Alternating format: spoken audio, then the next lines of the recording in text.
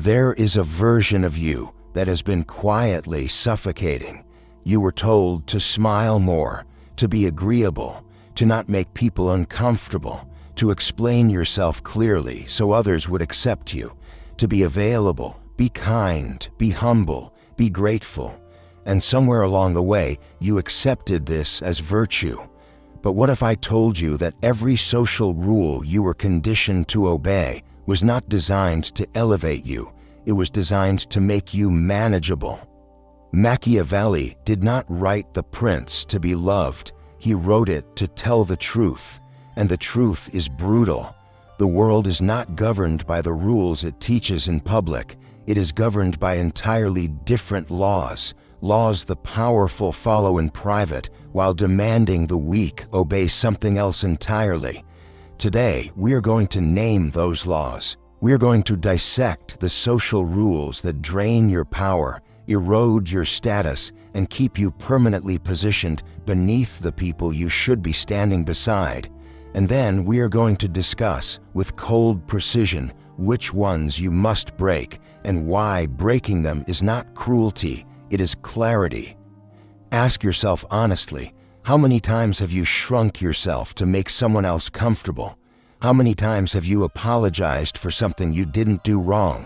How many times have you explained yourself to people who had already decided not to understand you?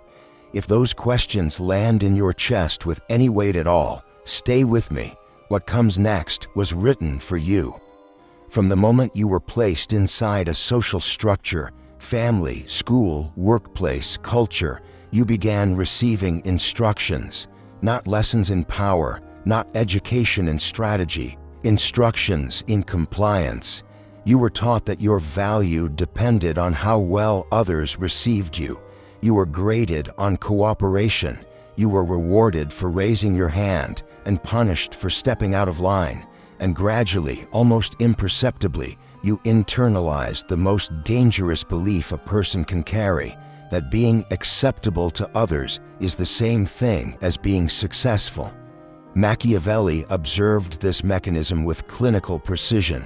He wrote that men, in general, judge more by their eyes than by their hands, that almost everyone sees what you appear to be, but very few touch what you really are. The system does not care what you are, it cares what you perform, and it trains you to perform docility, gratitude, and emotional predictability, because those qualities are extraordinarily useful to everyone around you and extraordinarily costly to you. The trap is elegant because it is invisible. You do not feel caged, you feel moral, you feel like a good person, and good people, by definition, follow the rules. This is the architecture of control at its most sophisticated. It makes obedience feel like integrity. It makes compliance feel like character.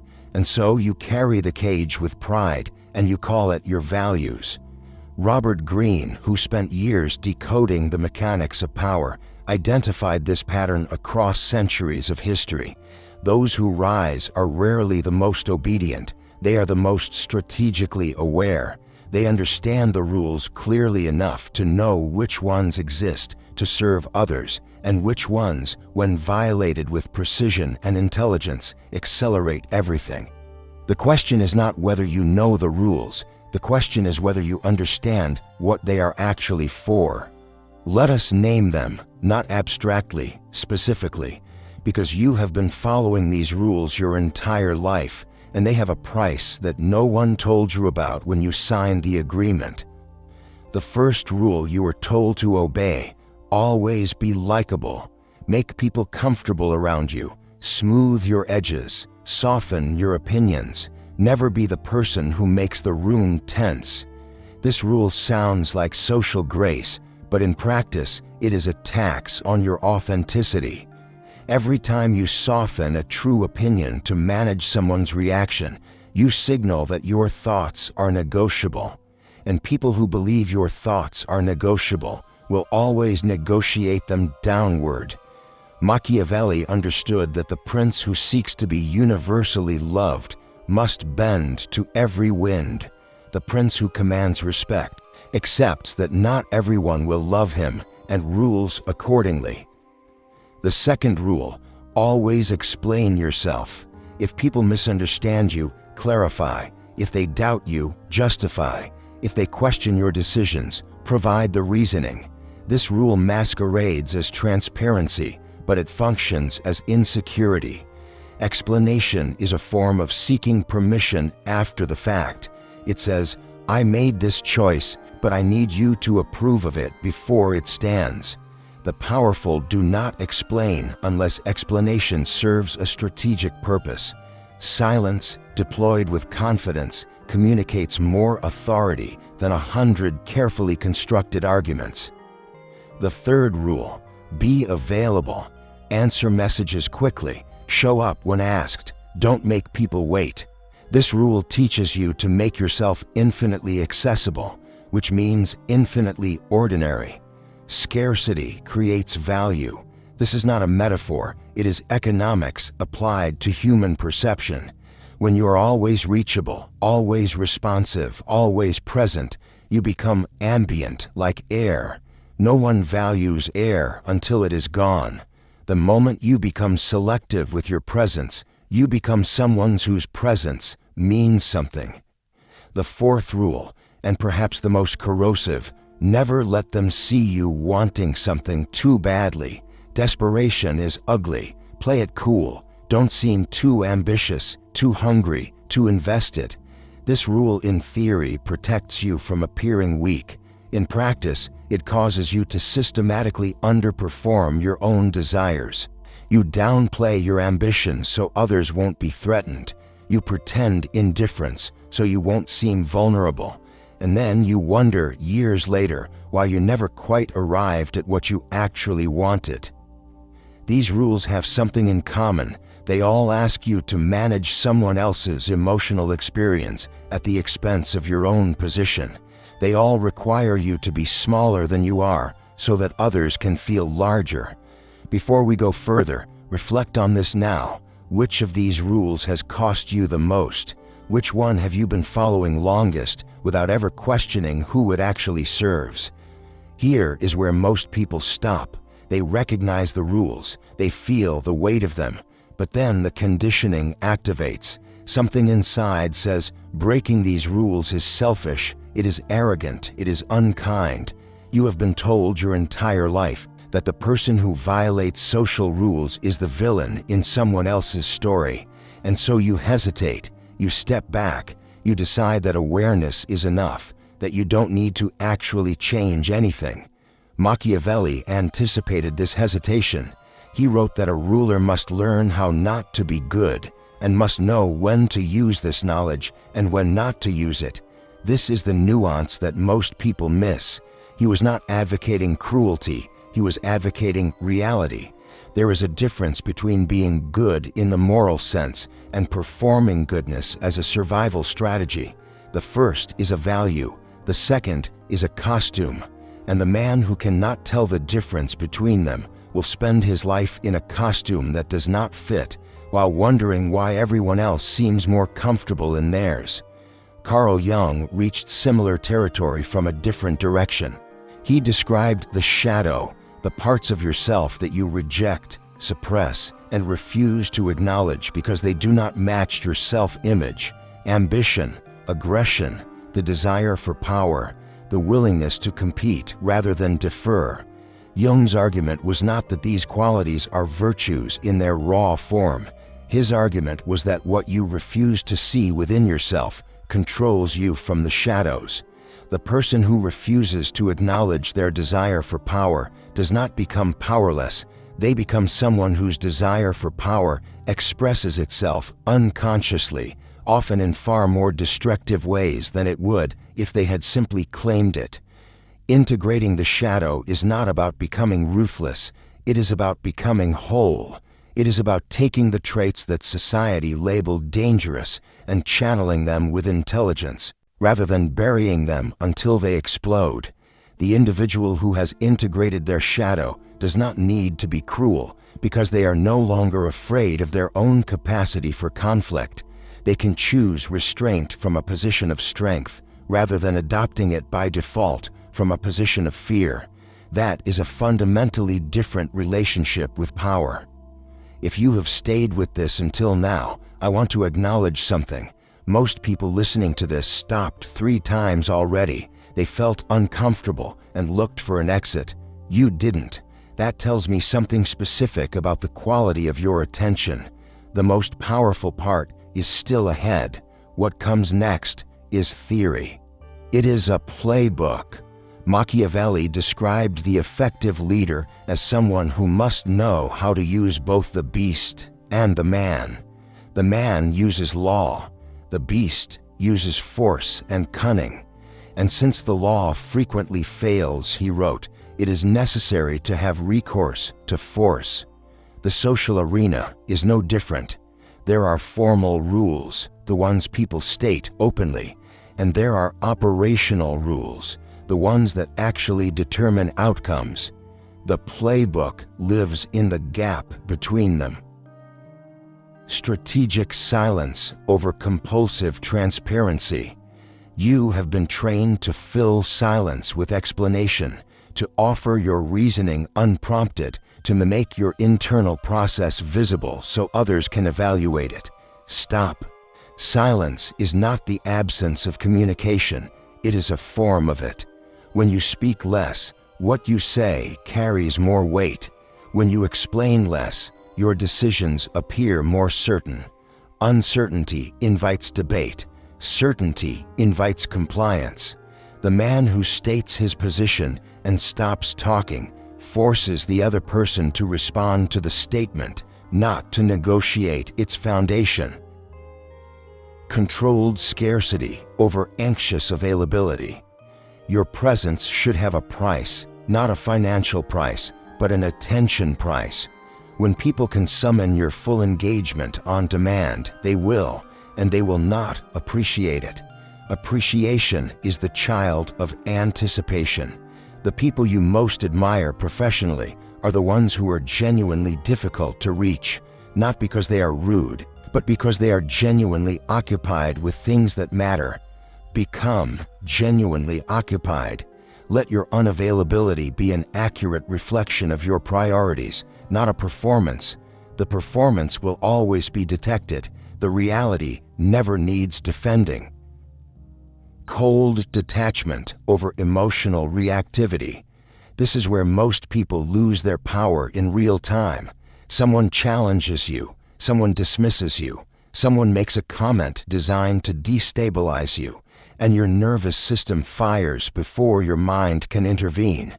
You respond from the emotion rather than from the strategy. Machiavelli wrote that the prince must be a fox, capable of recognizing traps before stepping into them. Emotional reactivity is a trap.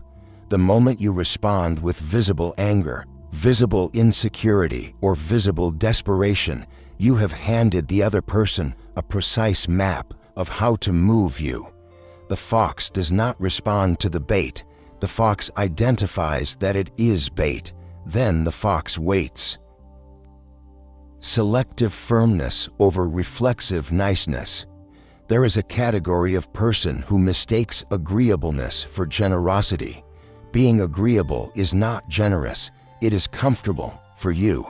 Real generosity sometimes requires conflict. It requires telling someone a truth they don't want to hear.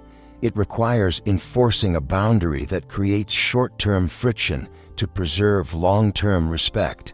The person who is relentlessly nice trains the people around them to expect niceness, regardless of behavior. This is not kindness. It is the removal of consequences, which is ultimately a disservice to everyone involved. Cold detachment over compulsive authenticity. This is a version of authenticity that has been weaponized against you. You were told that real connection requires total transparency, that hiding anything is manipulation, that the truest version of yourself must be on permanent display. Machiavelli was direct. Everyone sees what you appear to be. Few experience what you really are. This is not a statement of cynicism. It is an observation about human cognition. People form impressions quickly and update them slowly. The first signal you send determines the framework through which all subsequent signals are interpreted. You do not control this, but you can influence it deliberately, strategically, without deception. You can choose what you lead with. You can choose what you protect. We have arrived at the deepest rule, the one beneath all the others, the one that if you leave here without confronting, will render everything else in this video inert. The most fundamental social rule you have been conditioned to follow is this: be legible, be readable, be consistent and predictable so that other people can categorize you, anticipate you, and therefore feel comfortable around you. Society runs on legibility. Institutions depend on it. Social hierarchies are maintained by it. If everyone knows what you will do in advance, you can be accounted for, you can be placed, and when you can be placed, you can be managed. Machiavelli wrote that the prince who is known entirely is limited entirely. The prince who preserves strategic opacity retains the one advantage that cannot be taken: unpredictability. Not chaos, not inconsistency of values, but unpredictability of method. The person who cannot be fully read cannot be fully predicted. The person who cannot be fully predicted cannot be fully controlled. And the person who cannot be controlled is genuinely free in a way that no amount of money or status can manufacture.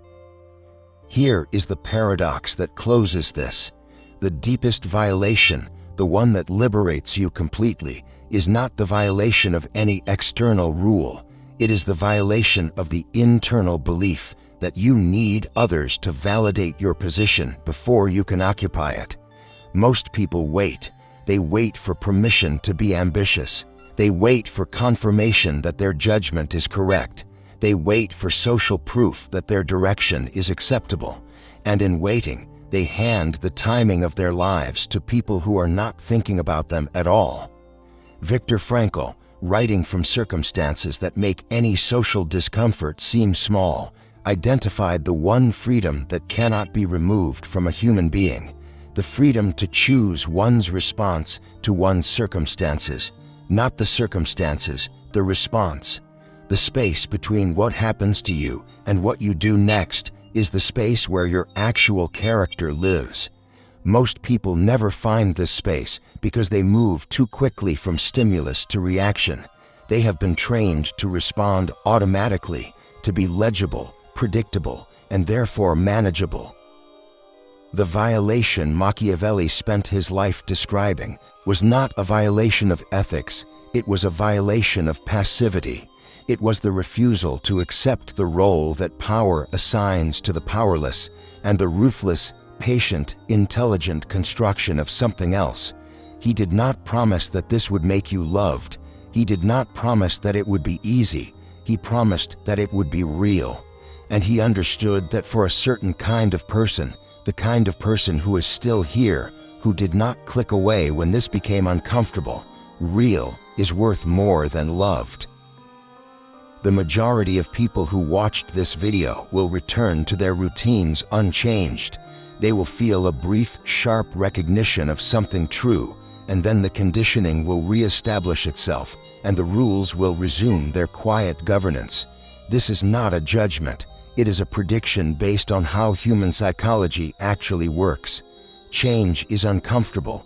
Staying is familiar, and familiarity at a neurological level feels like safety, even if it is a cage.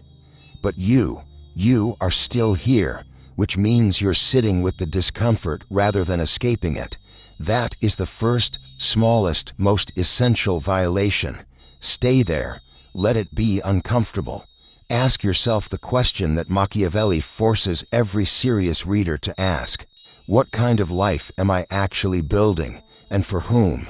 Because if the answer to that question includes anyone other than yourself and the people who have genuinely earned a place in your mission, then you are still following someone else's rules. The rules exist. The system that created them still operates. None of that changes. What changes is your relationship to it. The person who violates these rules blindly is simply chaotic. The person who understands them deeply, who sees their function clearly, who can move within and around them with intelligence and restraint. That person is something the system was never designed to account for. That is the dark playbook, not a set of tactics, a way of seeing. And once you have seen this clearly, you will find it very difficult to unsee. The empty chair across from you at the table of your ambitions is not waiting for someone to come and fill it. It was reserved the moment you decided to stop waiting for permission. The only question that remains is whether you are ready to sit down. Share in the comments which of these rules has cost you the most, and which one are you ready to violate first. Your answer might be the most important thing you write today.